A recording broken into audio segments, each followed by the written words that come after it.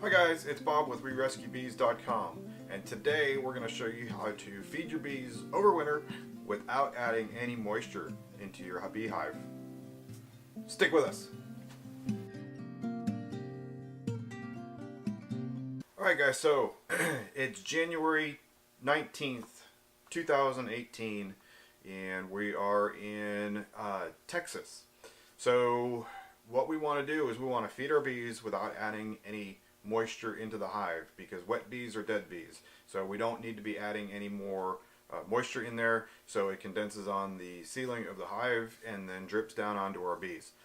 So what we need to do is we need to make candy boards.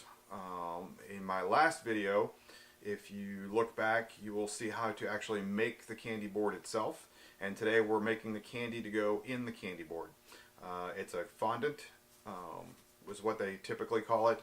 It's similar to what they make to put on cakes. So that's what we're going to be doing, and let's get right into it, and let me show you what exactly you're going to need to make this. First thing we're going to need today to make our fondant for our candy boards is a nice sturdy pot, and then you also of course are going to need your stove, some sort of heat. You can do it outside if you want, you can do it inside, but you're going to need a pot and some sort of heat. You're going to need a quart of water, you're going to need 10 pounds of sugar, and then 2 cups of pollen supplement for the bees, or if in case you can't find pollen supplement, you can always find it online. But if you can't find it, you can substitute either rye flour or you can substitute soy flour. Today what I'm doing is I'm substituting rye flour just because that's what was available to me, and that was easily purchased at the grocery store. So once you've assembled all your ingredients, we'll get right into making it. Okay, the first thing we're going to start with is our water. We want to go ahead and get that boiling, and we also want to add just a little bit of salt to that water to get it going.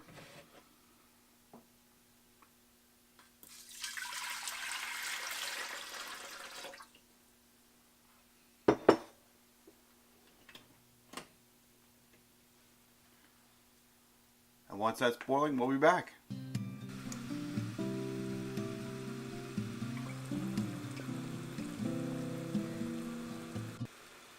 Okay, now that our water is boiling, we want to add our sugar slowly, and we want to continually stir until the sugar water mixture starts boiling itself. You don't want your sugar to caramelize at all because it's not healthy for the bees.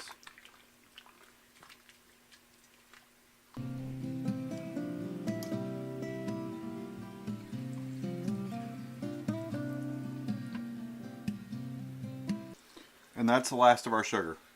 The one thing that I forgot to tell you about earlier was the fact that we needed a candy thermometer as well, because what we're going to do is we're going to get this sugar up to about 248 degrees and let it sit there for 15 to 20 minutes. Depending on who you listen to, that's the kind of the range where you need to let it sit for 15 to 20 minutes. Once it's clear and boiling, then you really don't have to stir any longer, but just as long as it's not boiling, you are going to need to continually stir. You see this? You see how it's starting to foam? That is just before it's going to start boiling. And once it starts boiling, if you continue to stir it, you're going to add air into it and it's going to boil over. So that's when you want to stop stirring. But when it's like this, you can continue to stir.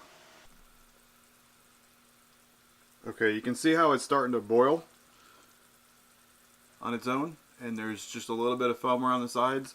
You can stop stirring now. Our temperature is just about 225 degrees. So we're going to get it up to about 250, and then once we get it to 250, we're going to let it boil there for about 15 to 20 minutes.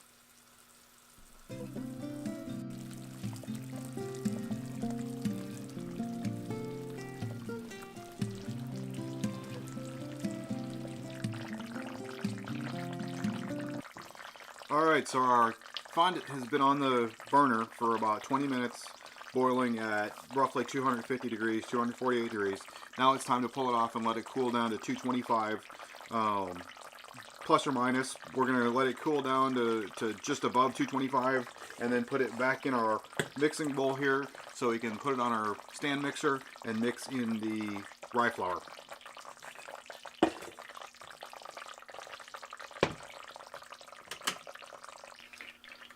Alright, so now we're going to take our mixture here and put it in our mixing bowl.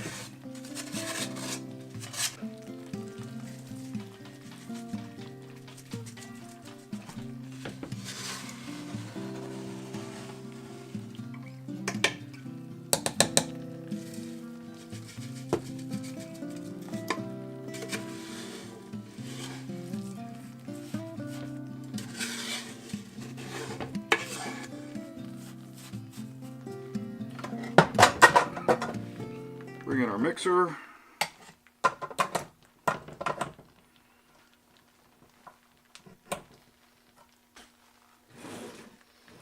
And you got to be very careful because this pot or the bowl is very hot. It's not so hot over here on the handle, but the bowl itself is pretty doggone hot.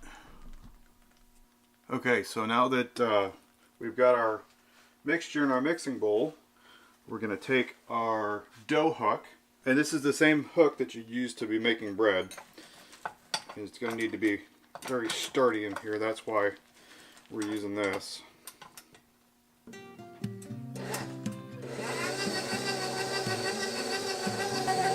And we'll just start adding our flour.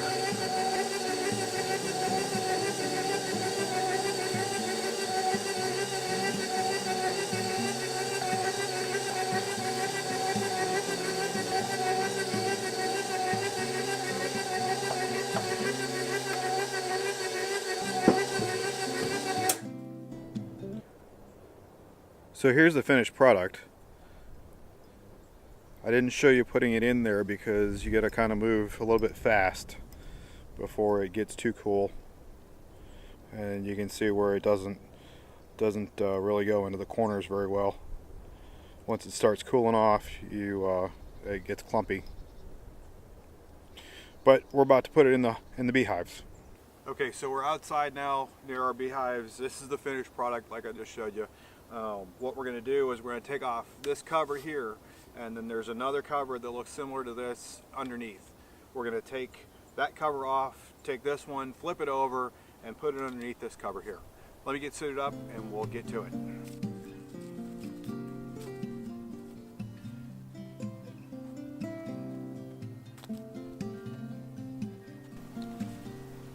Okay, so today our ambient temperature is around 54.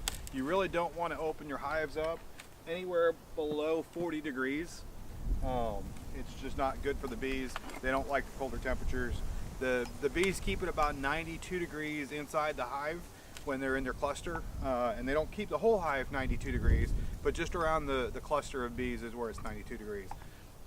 So the colder it is when you open the hive, the worse it is for your bees.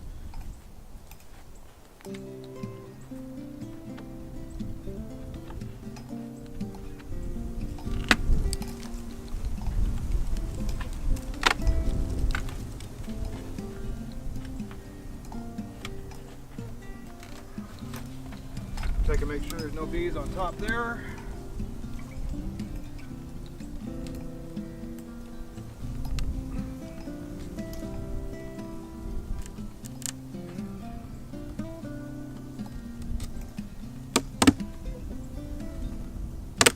This cover popped off. And we do have bees, if you can see them right here. So our hive is still alive. We want to get them fed with this. make sure they make it through winter. Now what you need to do is you kind of need to brush them away here, because if not, you'll crush them.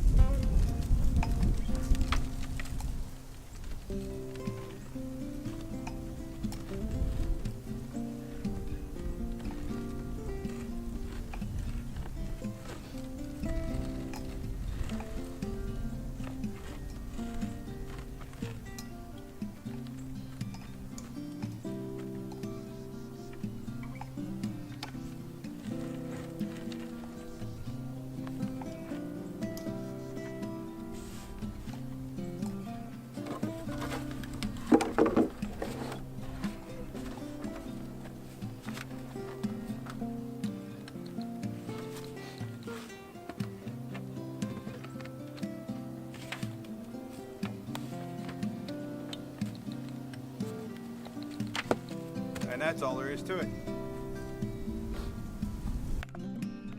Hey, it's Bob from WeRescueBees.com.